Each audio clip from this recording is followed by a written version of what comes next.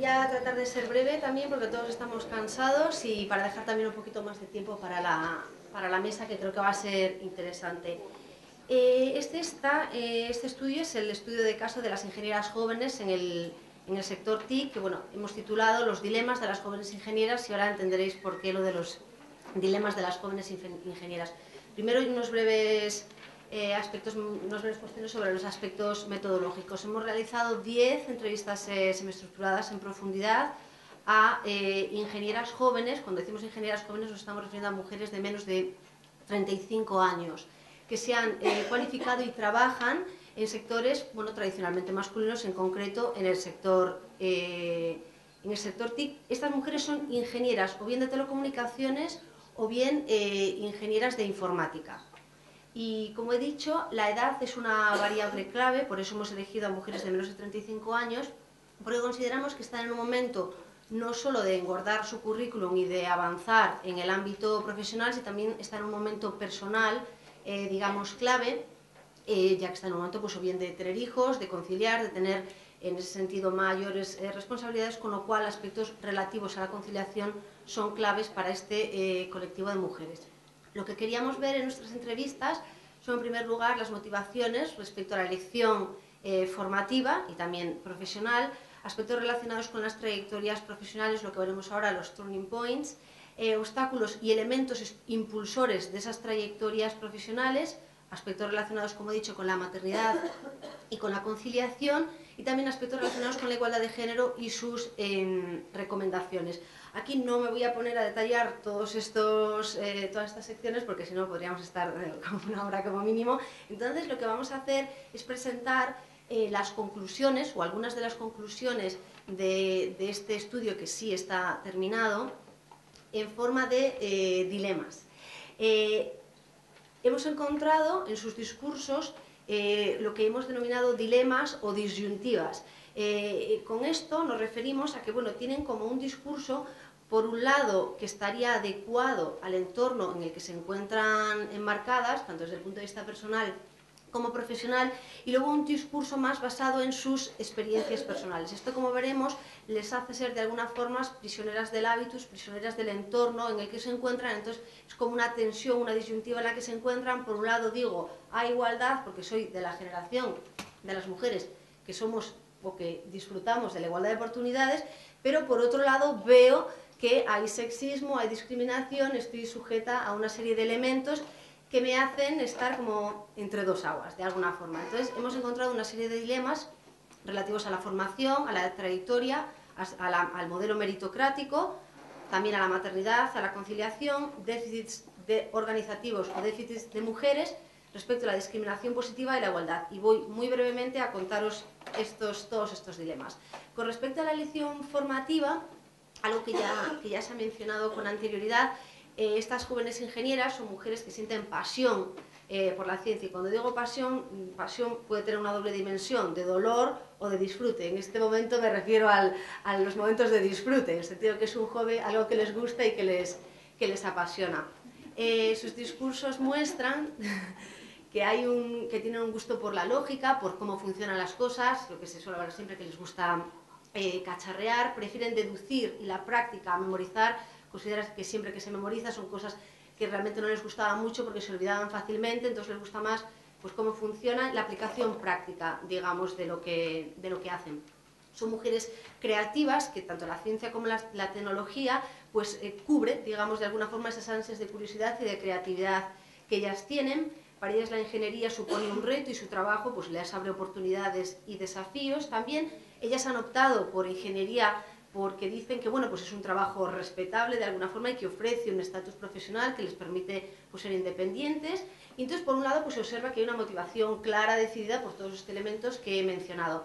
Por el otro lado, se observa también en el discurso una cierta presión por parte del entorno. Cuando digo presión familiar, en ese sentido me refiero que, por un lado, algunas de ellas hay una tradición familiar con respecto a este tipo de carreras, con lo cual bueno, se ven un poco dirigidas hacia este ámbito, pero presión también en el sentido de actitud proactiva, en concreto por parte, bueno, tanto por parte de los padres como de las madres, tal vez más de los padres. Es decir, los padres lo que quieren es que estas jóvenes, las jóvenes antes de ser ingenieras, estudien o hagan algo, que haya una equivalencia entre lo que ellas son capaces de hacer y lo que ellas hacen al final, que sean mujeres independientes, pero que sus aptitudes y sus actitudes estén de alguna forma ligadas.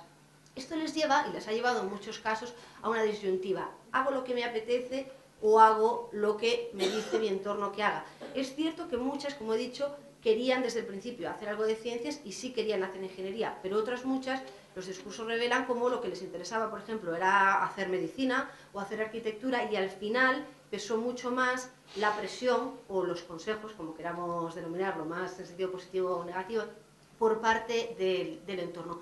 Las madres, la mayor parte de la literatura estudia generalmente la influencia de los padres. Nosotros hemos también hecho algunas preguntas con respecto a las madres, bueno, cuando salía obviamente las entrevistas, y se revelan como, de alguna forma, role models. Ellas, cuando eran más jóvenes, no eran conscientes de todo lo que habían hecho sus madres, y ahora que ya están, sobre todo las que son madres, en una situación en la que tienen que conciliar su vida personal con su vida laboral, se dan cuenta de todo lo que han hecho ellas en otra situación que consideran mucho más compleja que la suya. Por tanto, para muchas son modelos a seguir y modelos a imitar.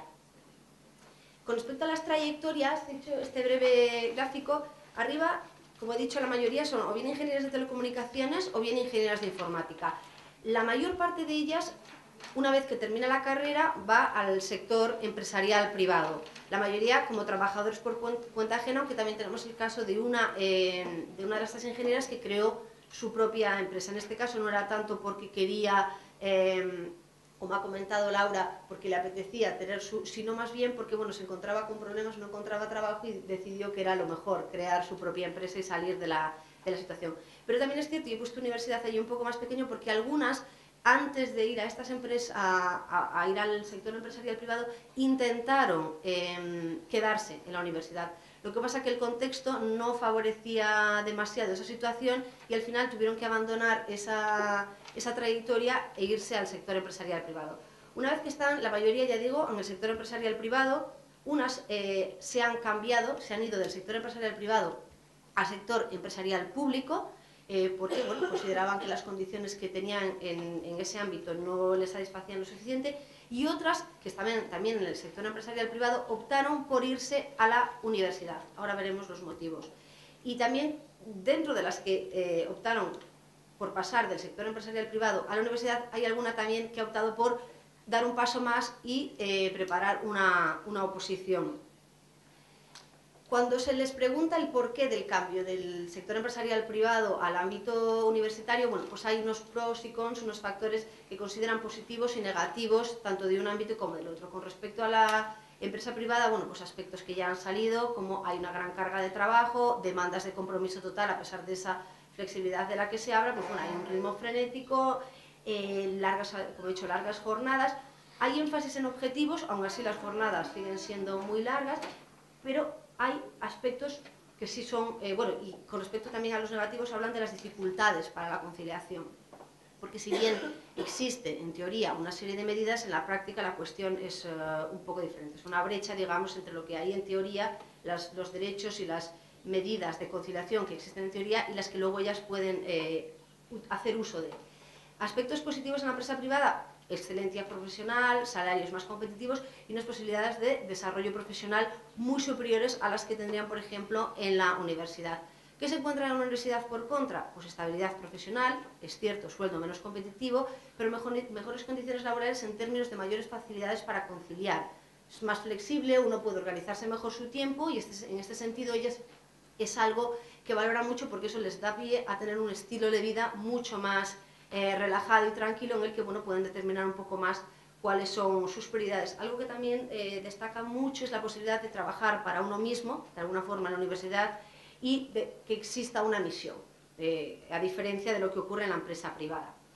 Con respecto al modelo meritocrático, los discursos se ponen de manifiesto como ellas de alguna forma necesitan creer que existe este modelo. Cuando digo un modelo meritocrático, más en concreto en la universidad, pero también en el sector privado, me refiero a un modelo objetivo, claro, en el que todo está perfectamente, los criterios están perfectamente definidos, tanto de selección como de promoción.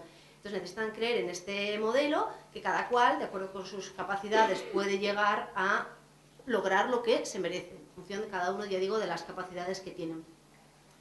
Y de hecho el reconocer que existe arbitrariedad o esos elementos más ocultos, menos objetivos, pues les hace de alguna forma sentirse incómoda y no les gusta reconocer esos elementos. Lo que pasa que, bueno, pues a medida que se profundizan los discursos, pues se observa que sí manifiestan que hay elementos, digamos, más oscuros, menos objetivos, y que hay, bueno, pues procesos de selección en que los criterios, digamos, serían de alguna forma menos objetivos y más arbitrarios. Por ejemplo, preguntas en procesos de selección, intento ir tan rápido que ya me atropello, en procesos de selección, preguntas que les hacen, por ejemplo, sobre el estado civil, sobre sus proyectos matrimoniales, sobre el número de hijas. Es llamativo, esto no ocurre en 1, en 2, en 3, la mayoría de las ingenieras jóvenes entrevistadas ponen de manifiesto que les han hecho este tipo de preguntas. La edad, en este caso, también es una variable clara.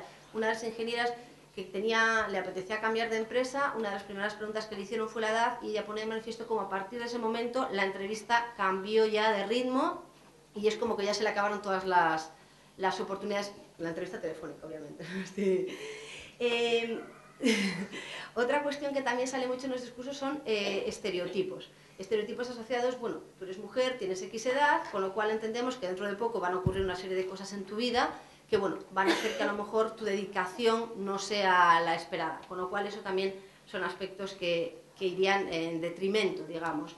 El talento también sale que no está claramente definido. Esto es una cosa que aludía también en mi presentación anterior, como por ejemplo lo de las estancias en el extranjero, como muchas me cuentan que cuando vuelven pues no está tan claro si se valora o no se valora el haber estado fuera.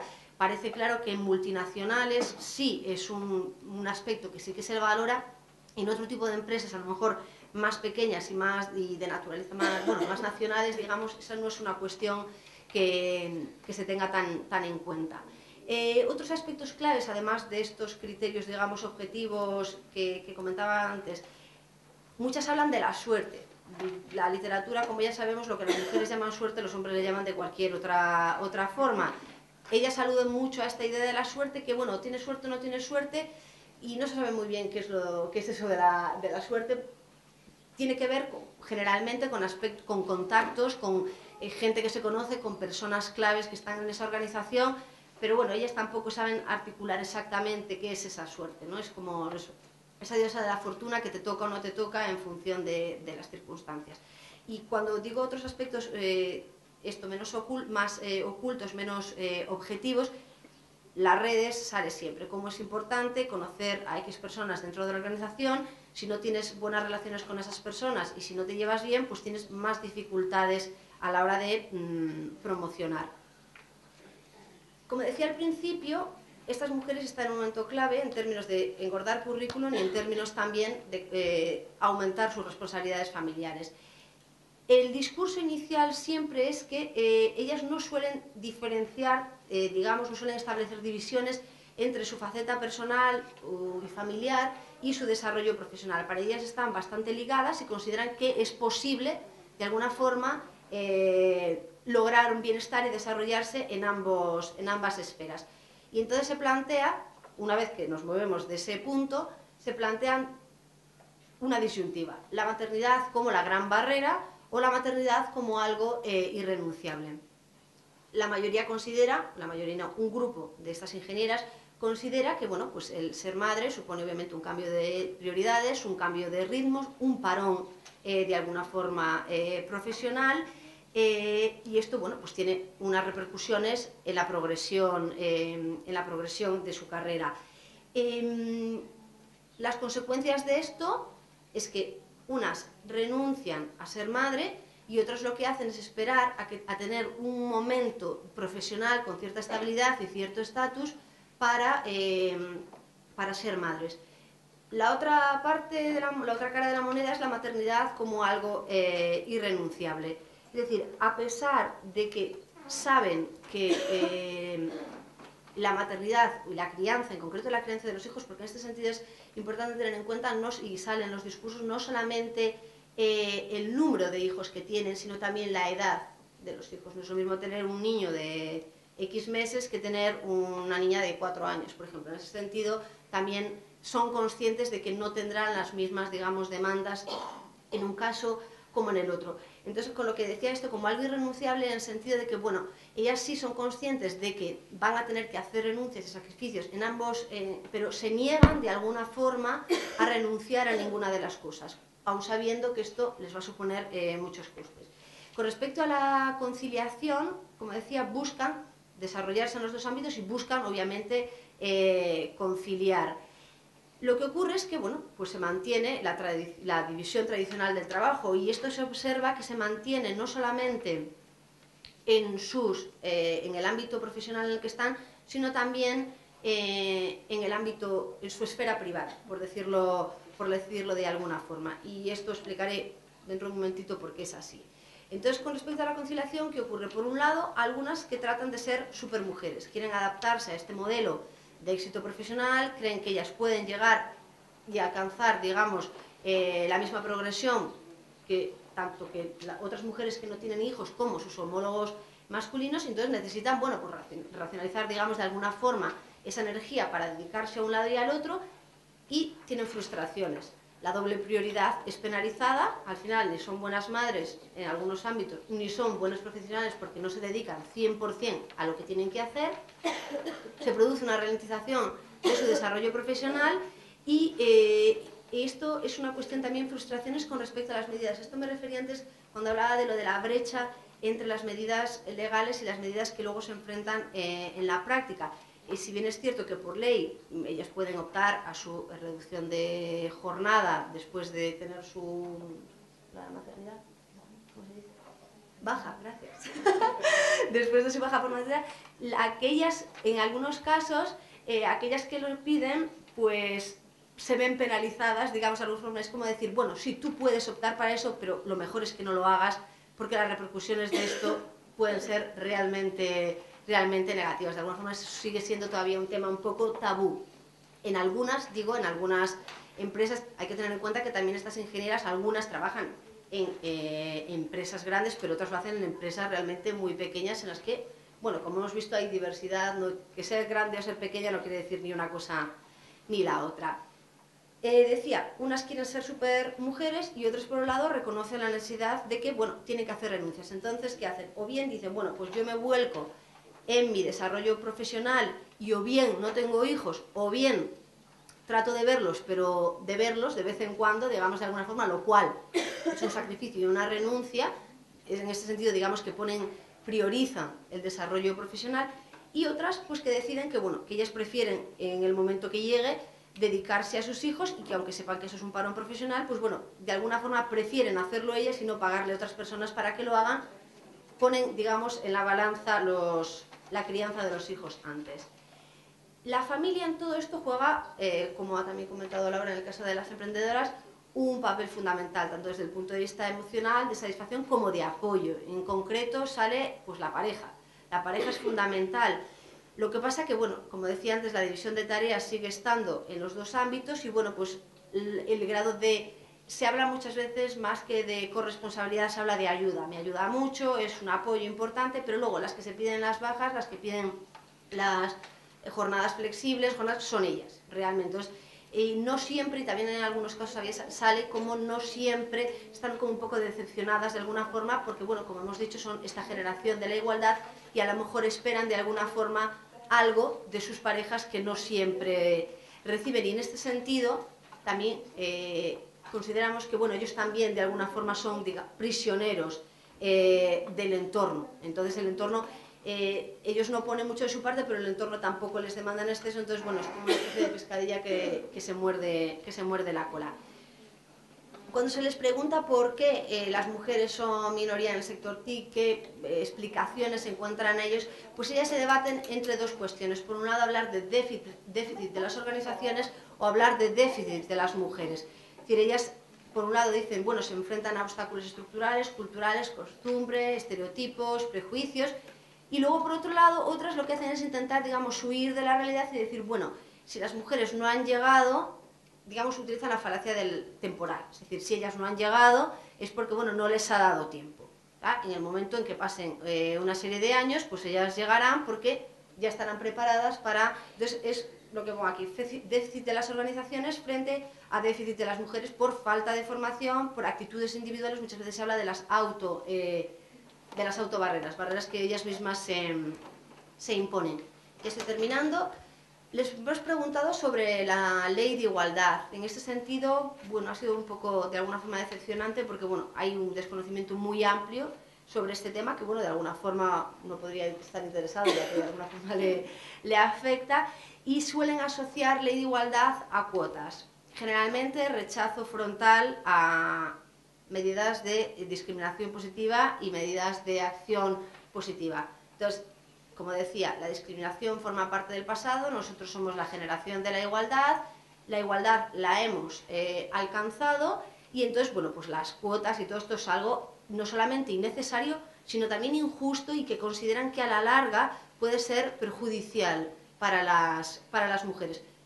Esto, asociado a esto está la cuestión de si consideran que el hecho de aumentar el número de mujeres en puestos directivos en organizaciones puede ser beneficioso, pues dicen generalmente no, porque dicen que, bueno, un grupo, porque dicen que, bueno, cuando las mujeres llegan arriba generalmente tienen a adaptarse al modelo organizativo y, bueno, tampoco necesariamente tienen por qué hacer ningún cambio. Entonces este grupo, digamos que de alguna forma lo que hace es, se olvida que existe una brecha y, bueno, se debate entre la igualdad formal y la igualdad real. El otro grupo sí también minimiza el problema, sí también utiliza el argumento temporal, pero bueno, ellas reconocen que sí hay segregación vertical, que sí hay segregación de género, que esto es un hecho y que hay algo detrás. Estarían más de acuerdo en que con reticencias, con las cuotas en las candidaturas, no les gusta demasiado la idea, pero bueno, consideran que es un paso necesario para posteriores avances. Y con respecto al aumento de las mujeres en puestos de responsabilidad, sí consideran que este puede ser un elemento, y es curioso como muchas de ellas, supongo que será porque es la más famosa, algunas de ellas aluden a Amparo Moraleda en IBM como una imagen de una mujer que sí ha llegado y, bueno, pues la perciben como una empresa en la que sí, es decir, que la imagen, digamos, en ese sentido de la empresa es muy positiva y sí perciben este grupo que sí, el hecho de que haya mujeres en los puestos altos puede producir cambios. Final. Todo esto que he comentado, por un lado he dicho, hacen sacrificios, renuncias, tanto en el ámbito personal como en el ámbito profesional. Sus discursos, de alguna forma, lo que hacen es minimizar o invisibilizar lo que se denominan las micro desigualdades, o también se habla de micromachismos. Ellas consideran que disfrutan de igualdad, tienen interiorizado completamente el discurso de la igualdad de oportunidades, mantienen que lo hemos logrado, que ya se ha producido un cambio generacional y que, bueno, que en el futuro realmente pues, no se van a plantear problemas, que todo irá cambiando de forma progresiva y que, bueno, pues que no tendrán los problemas que tienen ahora de alguna forma. Consideramos que esta es una estrategia, digamos, de aceptación, integración y adaptación, obviamente, al entorno, reconocer que todavía queda un largo camino, que existe sexismo de forma abierta, que existe sexismo, que existe discriminación y desigualdades, de alguna forma supondría reconocer, bueno, que han sido engañadas, que se encuentran dentro de un modelo que no funciona, entonces las descolocaría, digamos, ante esta situación, y como consecuencia podemos decir que cierran de alguna forma los ojos a la realidad y se debate entre el deseo de igualdad y la realidad desigual. Por eso decimos que, bueno, son de alguna forma prisioneras del hábito y prisioneras del entorno en el que se espera de ellas. Gracias.